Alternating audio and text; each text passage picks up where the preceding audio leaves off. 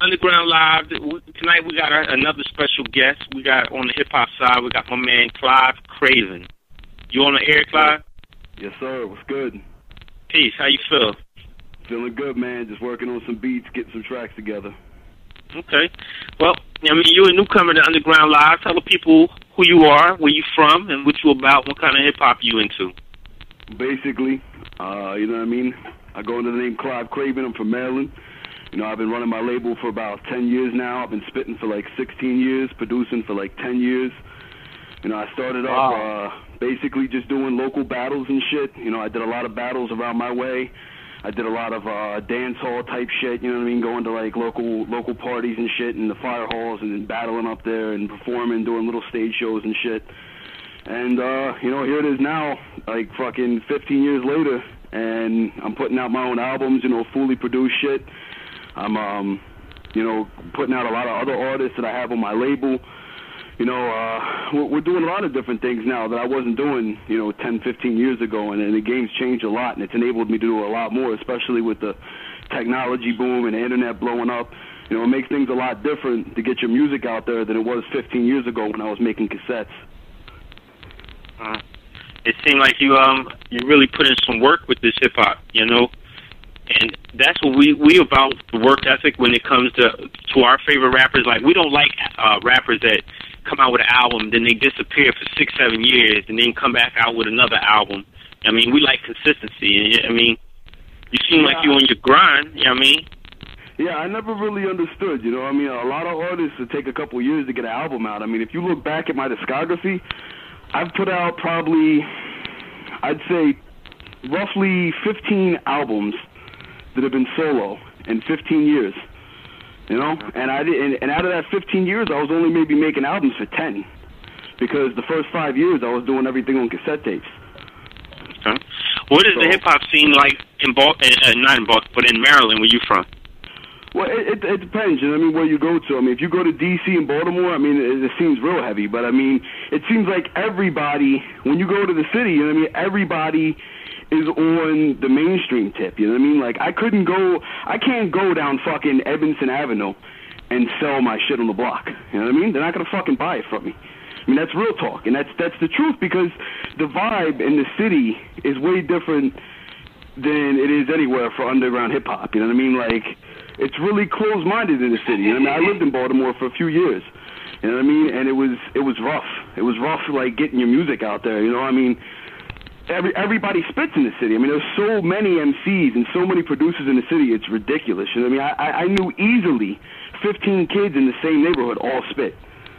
You know what I mean? So the competition was fierce. You know what I mean? There was so much competition, and even more than the competition, even if you were super dope and the most lyrical cat, you know what I mean, and you really had content and flow and delivery and everything, it really didn't matter, because there was kids that were on some fucking super snap, bubblegum, snap and clap shit that were getting all the props for fucking talking about peanut butter and jelly. Mm-hmm. You know what I mean? So it was kind of twisted, you know what I mean? And it's funny, because the game has progressively, in my eyes, it's progressively become more of a marketing scheme than creating music. You know what I mean? Everything's a gimmick now. And I mean, everybody's a fucking gimmick. I mean, there's really not any artists that are solid with their material and consistent and putting out shit that's new. You know, everything's been done before.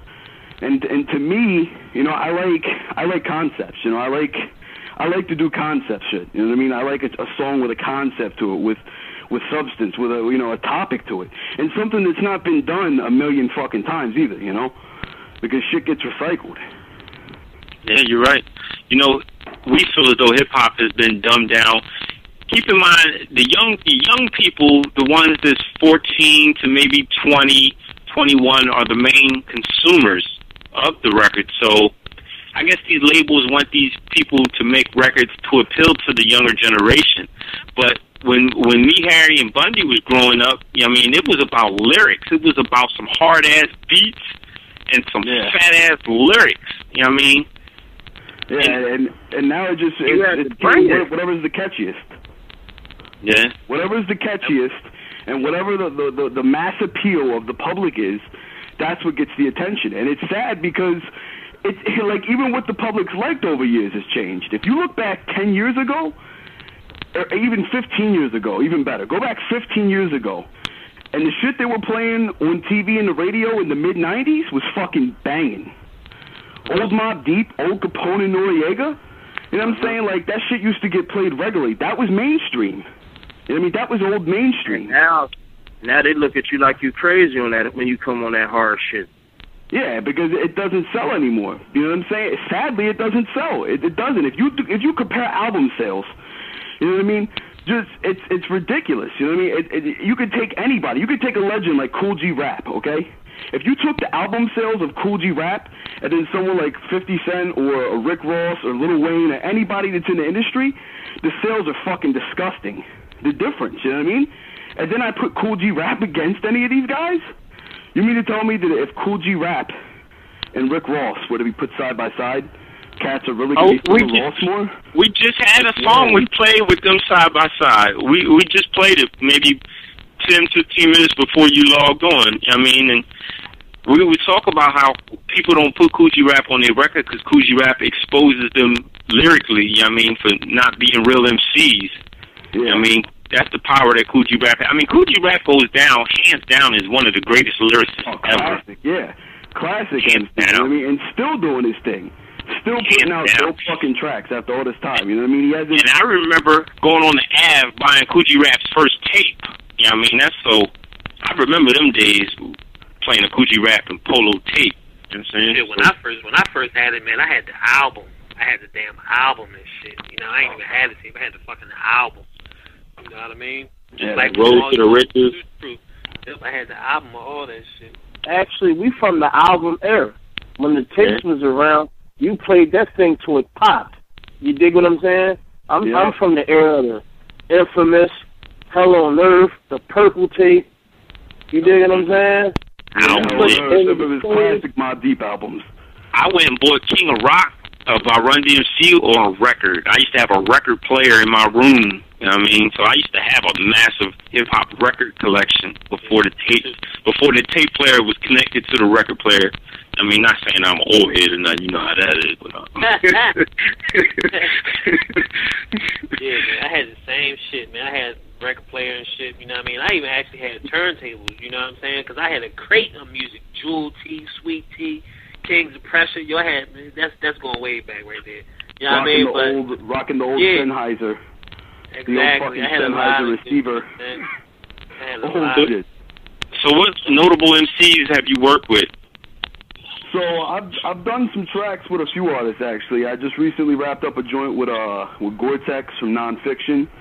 Mm-hmm. I wrapped up a joint with Sean Strange over one of his beats. Very dope track. Mm-hmm. I'm in the middle of working on a track with Copyright. This should be on my upcoming album, dropping 10-10-10. I'm doing a joint with him.